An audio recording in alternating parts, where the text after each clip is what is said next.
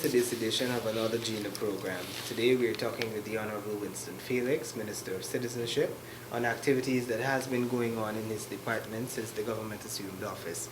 Minister, thank you very much for taking some time to sit with us. And thank you very much for having me on your program. You're welcome. What has been happening at the Department of Citizenship? Well, the Department of Citizenship came into being after the May 11 general elections. And so we had to create a whole new department under the Ministry of the Presidency. And in that regard, we had to recruit staff, we had to train staff, and we had to develop camaraderie among a set of different people coming together for the first time. Now that we have settled down, the department has been functioning principally in the identity issues of birth certificates, issues of passports, the issuance of passports both locally and overseas. As well as we have been focusing on persons who enter Guyana. While the country is open to visitors, we must have vigilant and alert gatekeepers who would ensure that undesirables are not allowed to enter and persons who do not satisfy the immigration requirements. And in that regard, we have been paying strict attention to the inflow of foreigners, not in a restrictive sense, but with a view to ensuring that we have those visitors whose intentions are they are at a level at which the country would benefit.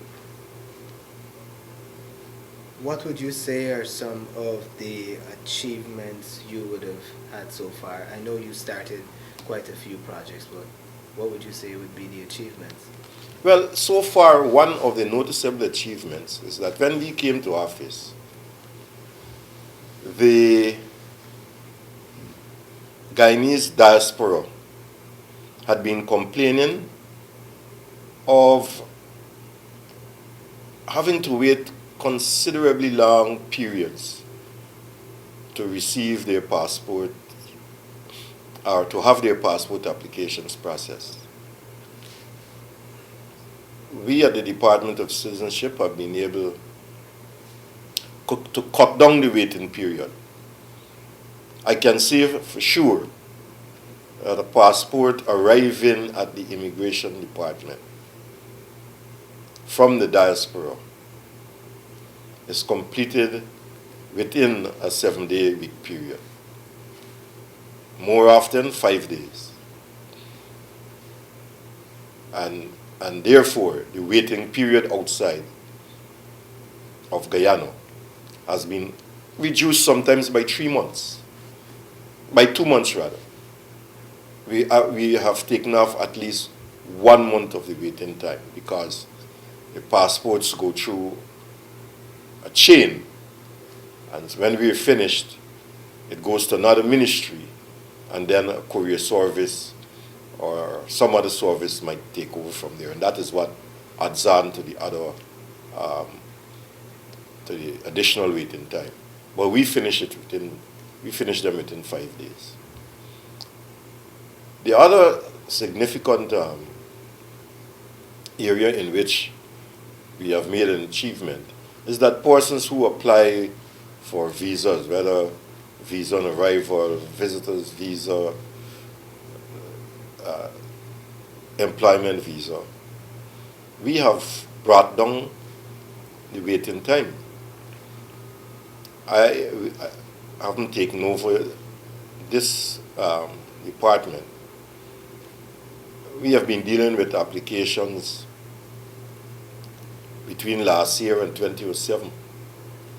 And many people, even at the Meet the People forum last week at Spirit of the Revolution, one man came to us and said he has to say thanks because he had been waiting for years to get his stay in Guyana regularized.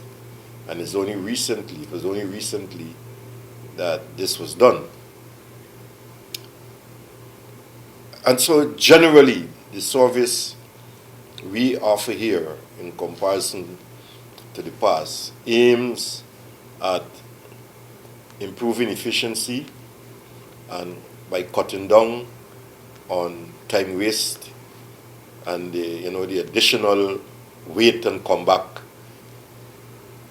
is not one of the features which we want to encourage. Your application comes in, it is either approved or denied. And there is no middle ground. The only middle ground in between there is processing. And we are trying to cut down on the waiting period as much as possible. So those are two significant areas of achievement and improvement in our work as a new department. We also, in relation to birth certificates, we maintain our decentralization method of operation, and we are seeking to improve on that by computerizing our records, which eventually we hope will see Guyanese receiving a birth certificate of a higher quality, and issues of identity theft and so on will be secured. And those are constant areas we're working constantly on to achieve. Minister, I know you started the computerization process of the GRO records. Can you give us an update? How is that coming along? Well, bids were invited, and persons, I think about 15 or 16 persons tendered. They are now being, I think there's before a valuation committee, and then it is sent on to the Central Tender Board. I think we are in between those two. And so that I think an award should be made very short. So I take it that this is a project that will come on stream early 2016. That is my sincere wish. Let us talk a little bit about the challenges, because I'm sure you would have had to encounter quite a few. Tell us about some of those that... Well, the airport is always a challenge. I don't know what happened in the past, but what I do know, that persons who don't fit the requirements for entry into Guyana turn up here and expect to be admitted. And we've had to be very firm in a few cases, and to register the point that while we welcome everybody, you have to come with the requirements. The other issue is always, money is always a challenge. And we would like to do so many things that money, or the lack of it, is one of the constraining factors. And then technology. As you know, most of what we want to do here depends on available technology. Um, the e-government project is central to all that. Because to effectively decentralize applications for passports and birth certificates means that we must be able to do these jobs in the outlying regions, Berbice, Essequibo, Linden, and so on, Bartico. And that is why I'm saying that technology is one of the challenges. But being an optimist, I know that we will overcome the technology problem in a very short period of time. What can we look forward to come 2016 from the Department of Citizenship? Well, you can look forward to consistent improvement in our performance. You can look forward for a more courteous immigration staff at the airports. You can look forward for us seeking to broaden the process of decentralization of our work, whether it is passports or birth certificates. We will seek to ensure that the service gets outside of Georgetown. It is already, but I think we need to get the public informed a little more.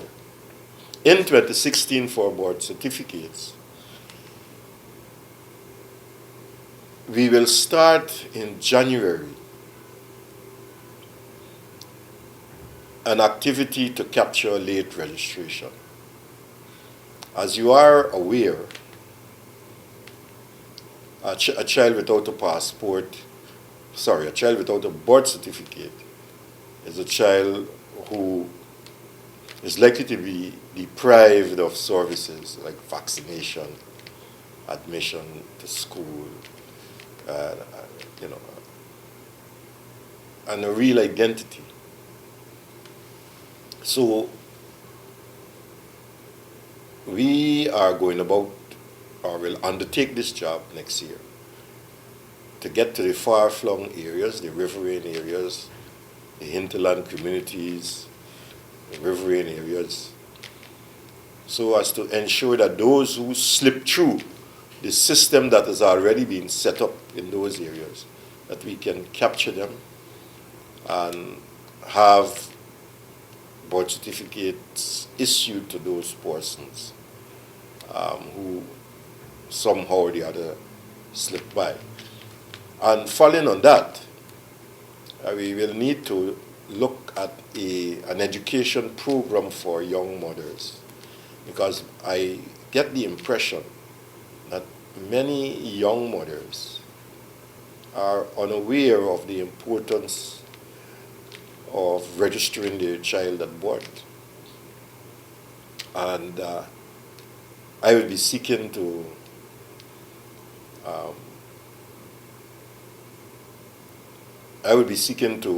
ensure that an education program is developed that would seek to reach out to young women who probably might not be mothers, and even those who are mothers, to let them understand the importance of registering their child at birth or as soon as possible thereafter. Some time ago, you had mentioned that you were inclined to go the way online registration, application processing. Right. Tell us a little bit about this. Now, that is where the e-governance project comes in, because to the extent that the technological infrastructure is set up, then whether in Georgetown or out of Georgetown, we will not be able to transmit data or images electronically, because that is what we will require to have anything done online. And that is why I stress that once the governance platform is established, we will seek every available opportunity to ascertain how the immigration and the registration departments can get connected with the technology and probably run tests to see how we can implement the online system of applications and how well we can develop our internal systems, given that we have the online facility in place to go out to regions and to take the applications and have them processed in Georgetown and sent back to those regions. Minister, I know that the government is very focused on training, customer service relations, that sort of thing in the services sector.